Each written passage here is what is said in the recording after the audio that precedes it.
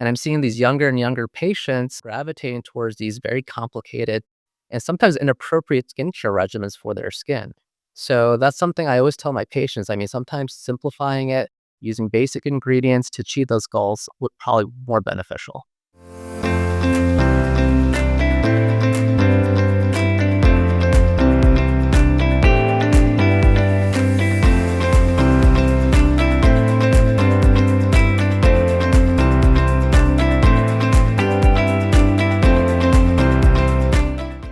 Hi, skin friends. Thanks so much for joining me for this week's episode of The Skin Reel. This week, I'm really excited to have my colleague, Dr. Zain Husain, joining me. He is a board certified dermatologist as well as Mohs surgeon and a business owner. He started his practice, Noor Dermatology, in Cary, North Carolina, about a year ago. And when he is not busy taking care of patients, he has three adorable daughters, 6 and under, that keep him busy. But today we are going to be talking about leaning into the no filter life. And I feel a little bit like that's heresy to say nowadays, right? Because it's so hard to see images that aren't filtered nowadays. And these apps we have on our phone, they just make it so easy to Photoshop and put these filters on. And I feel like people have forgotten what real skin looks like, what truly healthy, radiant skin looks like. And Dr. Hussein is going to help break that down and help give us some guidance on what is healthy skin. What do we really need to be doing for healthy skin? What should we be avoiding? And how do we kind of cancel out the noise out there trying to tell us that skin needs to have no pores, no lines, and be glass skin to be healthy? I really enjoyed this episode with Dr. Hussein. I know you will too. Be sure to stick around. Dr. Hussein, I'm so excited to talk about living the no filter life with you. So thank you so much for being here. Thank you for inviting me. I'm really excited. Dr. Hussein, I introduced you briefly, but I would love for the listeners to hear in your own words who you are and what you do. Yeah, so I am a board certified dermatologist, just like you, Dr. Mina, and also a fellowship trained Mohs surgeon. And I practice in Cary, North Carolina, right outside of Raleigh. I grew up in New Jersey. I did all my schooling there, and then went off to DC at Georgetown for residency, then Albert Einstein for Mohs fellowship and cosmetic fellowship. And then I was a private practice for a little bit in DC, then started my own practice in New Jersey. And I had that for a few years, and I successfully sold that and moved down south to North Carolina. Welcome to the Southeast. It's so much better down here. And what's your practice called here or in Cary, North Carolina? Yeah, so in Cary, I started Noor Dermatology and Aesthetics. A lot of people ask me what that means. Noor means light in Arabic and plays a few different significances. One about, the glow and light that everyone has from within, allowing us to help you reveal that to the world with healthy skin. Also, we treat a lot of, skin diseases caused by the sun. So as skin cancer surgeons, we treat, basal cells, squamous cells, melanomas all day long, and that's part of the sun. But we also use light to treat our patients, so photodynamic therapy, lasers. So it's got multiple meanings that are significant.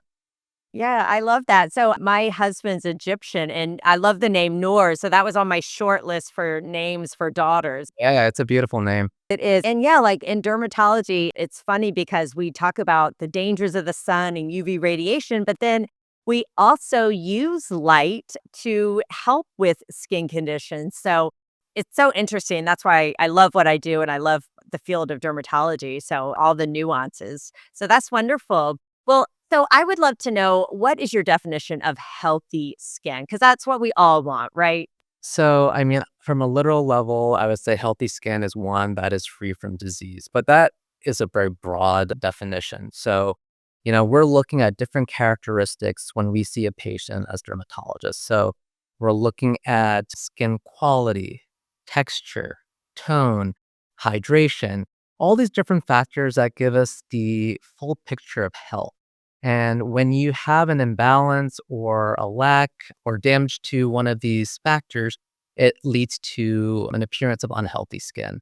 So that's kind of how I define it. It's multifactorial. It's not just one thing that defines healthy skin. Yeah, absolutely. And since we both do Mohs surgery, we know that it's more than just beauty, right? If you don't have healthy skin, it's hard to heal. You are prone to skin cancers. You bruise very easily. So, healthy skin, I think sometimes people just think aesthetics, but healthy skin is so much more. 100%, I agree. So, what are some things that people can do to get healthy skin? Okay, so obviously, as dermatologists and Mohs surgeons, the number one thing that we can do is protecting our skin from the sun. So the sun, causes a lot of damage. It alters DNA, causes a lot of issues that can lead to skin cancer, discoloration, texture changes, loss of volume. So if we protect our skin using sun protective measures, I think that is the most valuable thing. And how do we do that? We use sunscreen. That is probably the most popular option. Two, using sun protective clothing with UPF that will help protect us. Seeking shade, using umbrellas, also modifying our behavior, like avoiding the sun during, the midday where the UV radiation is the highest from the sun. So all these things will help promote keeping your skin healthy and avoiding damage. 100%, right? And sometimes I feel like a broken record, but it's so important. I can't talk about healthy skin without talking about that as number one, two, and three. And I love that you brought up sun protection is more than just sunscreen, because a lot of times I think people just stop at sunscreen and they say, well, I'll just wear it when I'm at the beach or when I'm going to be outside all day, right? But it's that cumulative sun damage even through windows that adds up year after year after year that really can be impactful. And so, not to just think about sun protection when you're going to be outside. Yeah. And also, like, thinking about our diet, like antioxidants can be very helpful because, one of the changes that the sun can do on our skin is induce free radicals, which are these harmful, reactive species that can hurt our skin cells. So, having those like topical vitamin C serums can be very helpful. Oral as well as topical antioxidants can be very helpful as well. So, there are a lot of measures that we can do to kind of help promote our skin health. Yeah. And what about things like smoking and pollution? Like, is that good for healthy skin? Not at all. And, you bring up good points because those also induce those free radicals and causing damage to our skin and prematurely age us. So I do think that if we can avoid, those type of behaviors, we can definitely also preserve our skin health. A lot of people aren't necessarily smoking nowadays, but I'm seeing a lot of vaping or marijuana use smoking, right? Not just tobacco. And those also affect the skin as well, causing vasoconstriction. So it's not that vaping's a safe alternative to smoking or marijuana, beyond other things, right? Or just talking about skin. And unfortunately, I think the youth really hasn't gotten that message. They do think that vaping is safer in some way, and marijuana use is not as bad as smoking cigarettes. But, on the contrary, we have a lot of science that backs that it can cause a lot of damage. Yeah. What about just overall health? Can that impact our skin health? Like how we take care of our body or lack thereof?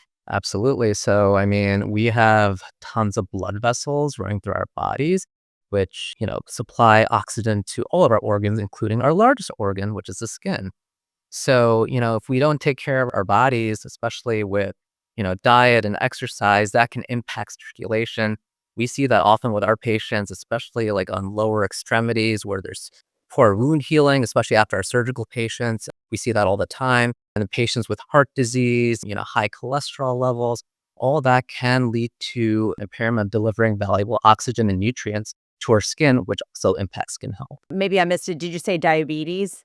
Diabetes can definitely, cause issues. And, we're in an epidemic right now with obesity and diabetes, and it's getting so much attention in the press now because we know the implications of what they do to not only, the organs that we normally associate with, but it does affect the skin and virtually every other organ in the body. As a dermatologist, I try to share the message with my patients too that sometimes we look at our organs and it's because, every organ has like a different doctor and all that. It can seem very piecemeal, but really our body works in conjunction and synergistically together. So if there's inflammation or chronic disease internally, that is reflected in the skin. And a lot of times we can see changes in the skin. So I think it's important for people to realize skincare, it goes well beyond just putting on eye cream or even your sunscreen or retinoid. It really is taking care of your body from the inside out. And I don't think that's talked about enough to get healthy skin. It's been interesting because actually in my practice, I've started introducing the GLP-1 agonists as, a modality because I feel like if we have healthier patients, they'll naturally also have healthier skin. They're taking care of themselves along with nutrition counseling. They're just taking more ownership of their health in general, and we're able to achieve, better results and whether we're treating psoriasis or, treating their aesthetic goals. So I feel like it's been a nice adjunct to the services that we offer. So it's pretty interesting. Yeah, and it's really just been a game changer for people to help with that. So that's amazing. And then we are seeing some skin and hair issues, right, with people on the GLP-1 agonist. Can you talk a little bit about that? Some of the skin stuff you see? Yeah, so I mean, of course, they're achieving their weight goals, but they can have some other unintended consequences where they're losing a lot of weight, especially from their face. So, the Ozempic face, which has been out in the media a lot, where they're losing a lot of fat from their face because of extreme weight loss. So, the good thing is that as dermatologists, we can help treat these patients so that they can still achieve their goals that they're looking for weight loss, controlling their diabetes and obesity, but also making them still feel confident in themselves by using procedures to help induce collagen or using fillers to help volumize. So that's been really good, at least being able to help manage those patients. There are always like pros and cons, and every action has a reaction. So yeah, people are achieving dramatic weight loss and very, very quickly. And sometimes the skin just doesn't have enough time to respond to that or it's overwhelmed. So yeah, we are seeing some of those as well. And thankfully, they have dermatologists like you to help them out with that. What are some of the mistakes you see people making in an effort to try to achieve healthy skin or radiant skin? Yeah, so there's definitely a lot of things that I see that are a little concerning. I think a lot of it's spurred by social media. So, first and foremost, one of the things that I see is that people are following trends that they're seeing on social media and are listening to these messages and they're saying like this product will, treat whatever. And they think it applies to everyone's skin. Everyone's skin is unique and it's very important to understand that different products have different, actions or, so like certain products would work well with certain skin type and not others. So, what I would suggest doing is seeing your board certified dermatologist to get a customized skincare regimen that's tailored to your skin type and making sure that it's compatible because you can use the wrong products, the wrong ingredient, and that can lead to a lot of harm. It can, really impair the skin barrier. It can cause a lot of irritation, even contact dermatitis. So, things like that can be harmful if you just kind of blindly follow these trends on social media or using a specific product. So that's one thing that I see. Another thing that I see is overusing products, like using too many products. These 12-step skincare regimens are absolutely ridiculous. They must not have 3 little ones at home, right? I mean, it's mind-boggling. And some of these products are not compatible with others and they're kind of counteracting or causing reactions. So, I do think that sometimes less is more and making sure that we focus on science and quality ingredients to achieve the results that we're looking for is more important than the number of ingredients and number of products that we're using. And to be honest, like who really has the time to do these 12 steps and the money? I mean, these are expensive products. And I'm seeing these younger and younger patients gravitating towards these very complicated and sometimes inappropriate skincare regimens for their skin. So that's something I always tell my patients. I mean, sometimes simplifying it, using basic ingredients to achieve those goals would probably be more beneficial.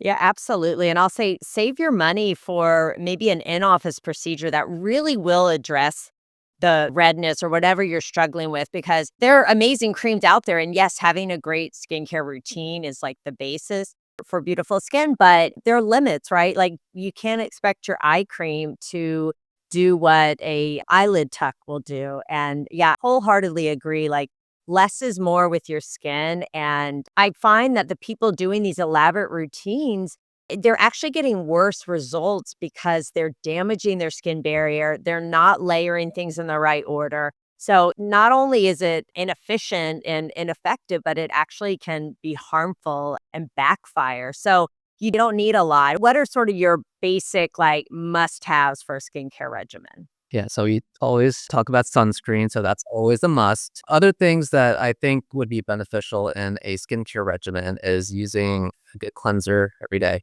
using a good vitamin C serum. I really love vitamin C. It helps with inducing collagen synthesis. It's an antioxidant, helps brighten your skin, so it's a great product.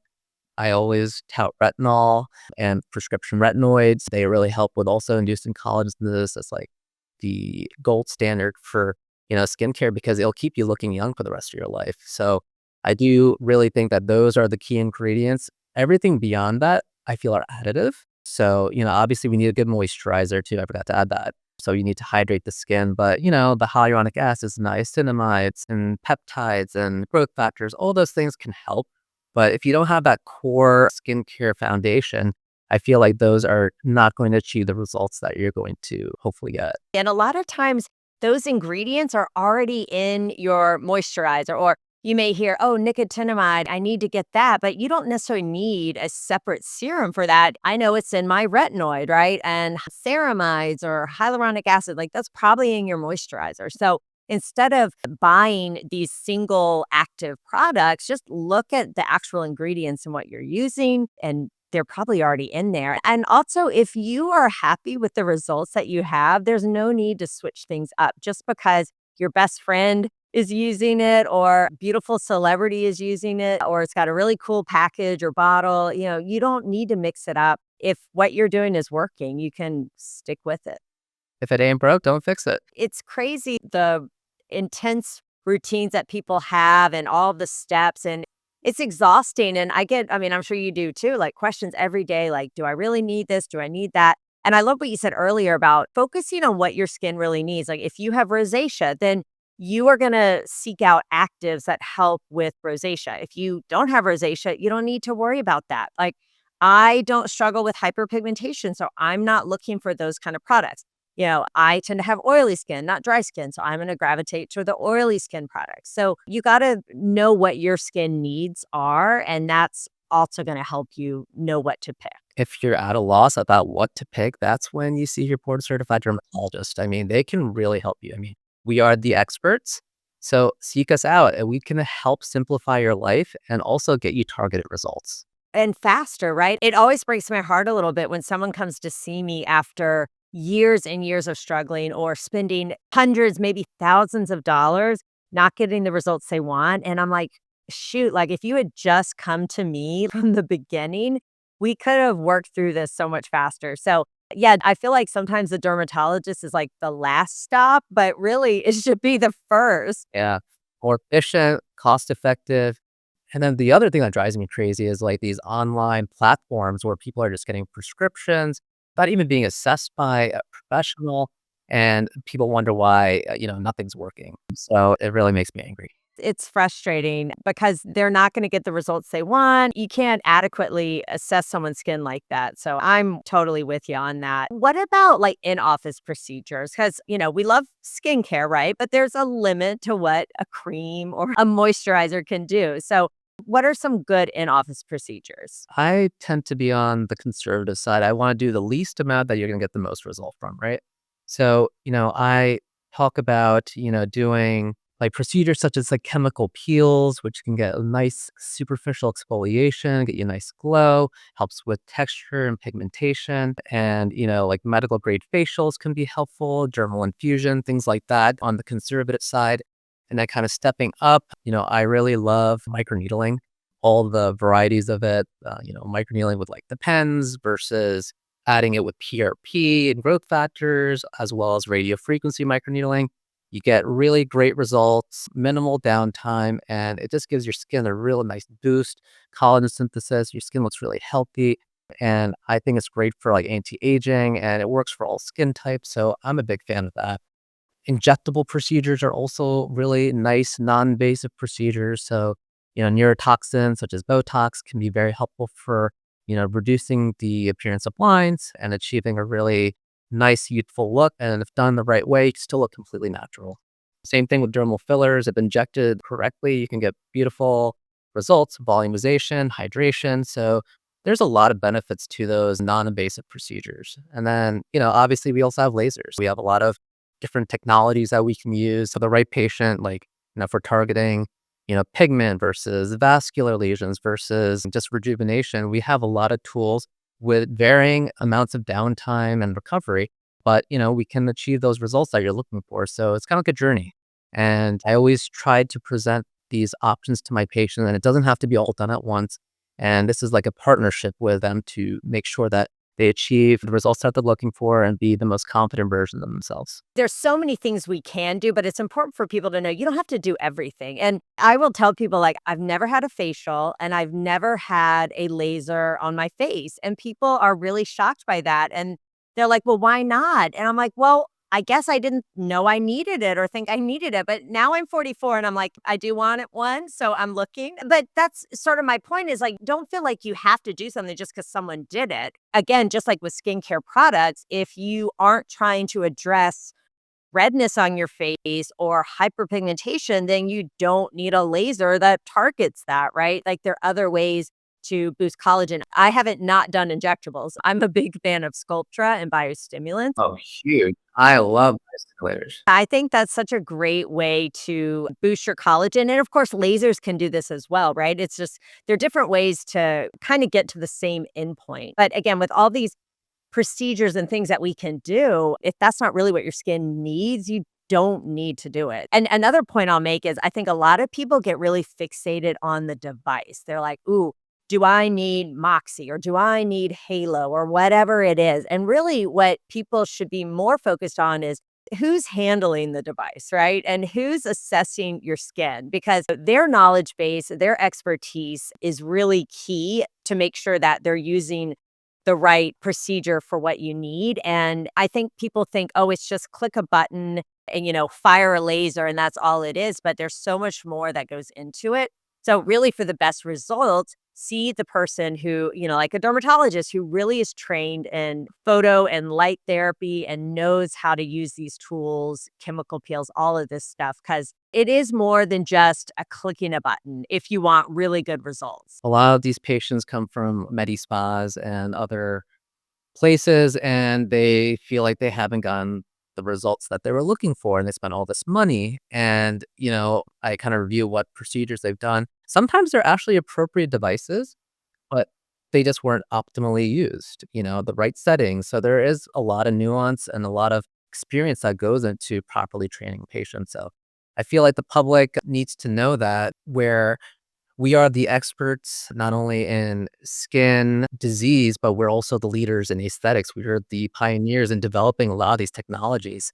So I do think that it's worthwhile to, seek expertise as opposed to going like for your next Groupon for the cheapest price around town. Definitely when it comes to cosmetics and aesthetics, please don't be searching for the best deal. The cheapest price, right? It's your face. It's completely elective. This is not something you have to do. And you're wanting to look better. So I'll say they research a light bulb on Amazon more than they'll research what they're actually getting done and who's performing it. So yeah, this isn't where you want to cut corners, save money. And that's why I say like save your money on your skincare. And then, make a little fund for your Fraxel or whatever device or procedure you want to get to really target what you need. And along those lines, it's not even just getting suboptimal results. I mean, you can actually get hurt by these procedures, right?